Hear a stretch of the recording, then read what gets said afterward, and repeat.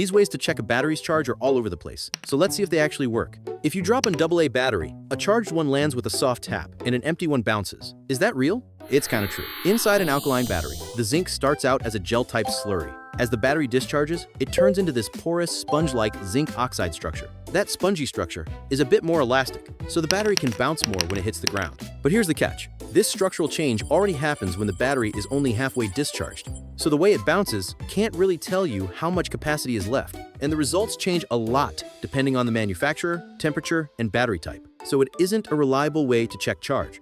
There's a popular Shorts and TikTok trend where people say, draw on your smartphone screen using a battery. It works because the battery detects touch. That one is completely false. The battery shell is metal, so it just tweaks the phone's measured capacitance a bit, pretty much the same way your fingertip does. It has nothing to do with how much charge the battery has left.